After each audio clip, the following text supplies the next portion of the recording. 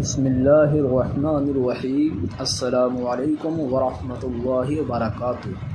الحمدللہ، آج ہمارا اردو زبان کی چوتھی کتاب کا 40واں سبق شروع ہو رہا ہے۔ غیاث الدین شہاب الدین، غیاث الدین و شہاب الدین، یہ دونوں حقیقی بھائی خاندان غور کے شہزادے تھے۔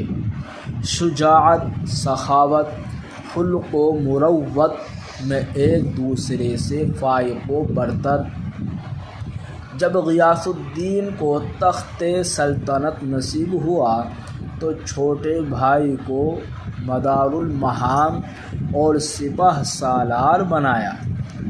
یہی شہاب الدین تھا جس نے ہندوستان کو فتح کر کے اسلامی سلطنت کی بنیاد بنائی۔ ان دونوں بھائیوں میں ساری عمر ایسا اتفاق و اتحاد تھا کہ جس کی نظیر شاہی خاندانوں میں بہت کم پائی جاتی ہے۔ ایک بار ان کے چچا ملک فخر الدین نے سلطنت غور کے دعوے سے دونوں بھتیجوں پر یورش کی، لیکن ان کے مقابلے میں شکست کھا کر گرفتار ہو گیا۔ یہ دونوں بھائی جب چچا کے روبرو پہنچے تو فوراً پیادہ پا ہو کر اس کی رکاب کو بوسہ دیا اور نہایت تعظیم و تکریم بجا لائے۔